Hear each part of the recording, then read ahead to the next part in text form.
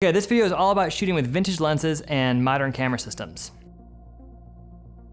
I have shot a ton with vintage lenses over the years, and so I wanted to make a video kind of just telling you my experience with them. I love vintage lenses. I've taken them all over the world, and they have never let me down. In fact, they once got me into Ethiopia because I stopped by customs, and the country was really worried about like people making videos to make the country look bad, which I wasn't doing. But they held up my stuff, and because we were filming on DSLRs and we had small old stills lenses, they let us through because we just said that we were photographers, and they were like, okay, go through. Vintage lenses can be such a joy to work with. This is the Blackmagic Pocket Cinema 4K camera, and on it I have the Metabones adapter. And this is a 50mm 1.4 Pentax lens. It's super sharp, awesome bokeh, great image, good contrast. And it's made by the Ashi Optical Company, who also made the Super Takumar lenses, which is the other set of lenses I've shot so much stuff with. One thing to be aware of, if you buy a Pentax lens, you have to get whatever camera. I have this adapted to an EOS system. The Pentax lenses have this little like thing that sticks off the back, and that thing can break a mirror on the back of your camera. And I found that out actually on a commercial shoot because I put the lens on and everything was fine, and then someone took the camera and took a picture with it. And when they took the picture, the mirror went down and it hit this little flange thing, and it broke the mirror on the camera. So I didn't know that was a thing. And since then I've taken like a pair of wire cutters and cut them off and then clean it. This lens cannot work with a Pentax old camera, but it is fine for modern DSLR use. So I love a lot about these lenses. They are small, they're lightweight, and they're fast. Like, especially when we get into the longer lenses, in the 50 and the 85 category, those lenses are so fast and sharp. Contrast is good. I also shoot with the Takumar lenses, and those were made by the Japanese. What was happening at that time was Japan was recovering from the war. They had this push to make everything they made amazing.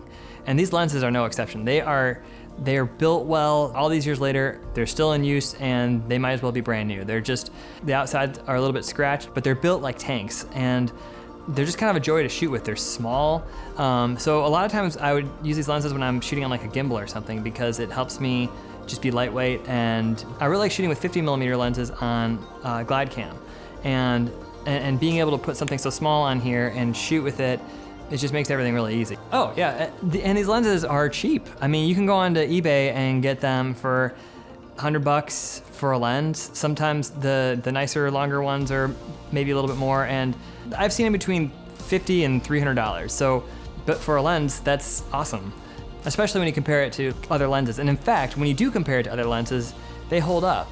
You can see, like, I've done some tests with these lenses, and I can tell you, like, their color's accurate, they're sharp, and they work really well. And they have an awesome image. There's like lots of character to the lenses. They're not clinically sharp sometimes.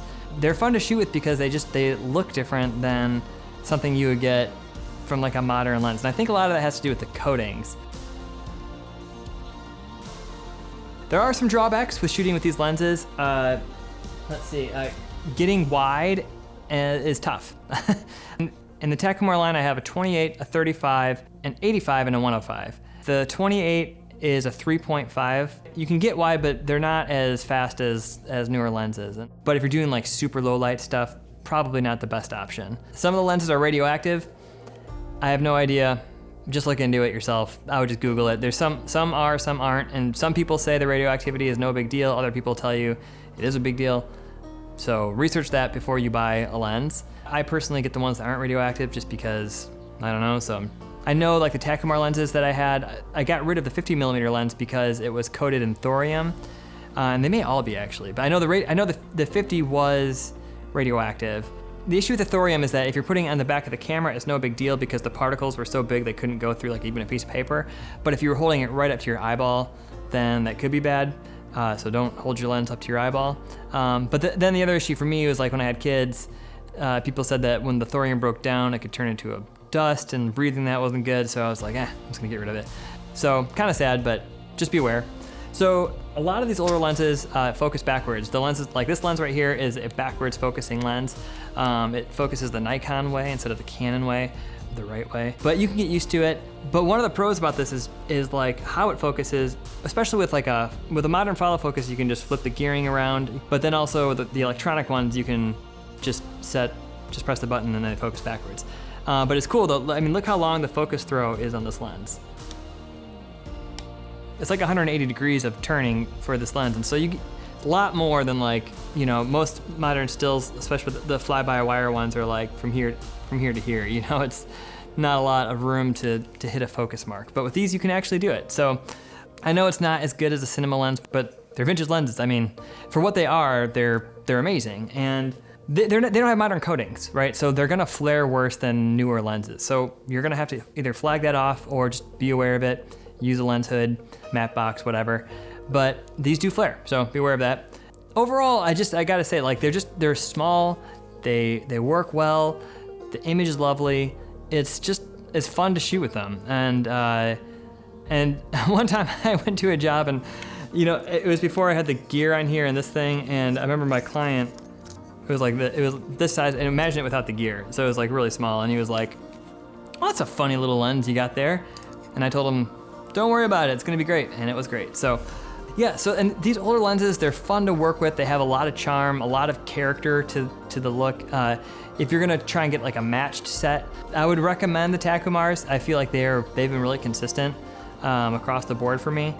But I know that people shoot with like the old Soviet lenses and the FD lenses. I've just never had those to try them out. But yeah, curious, like what lenses do you shoot with, and what, like especially vintage lenses, what do you like? Let me know, and please subscribe if you want to see more videos like this.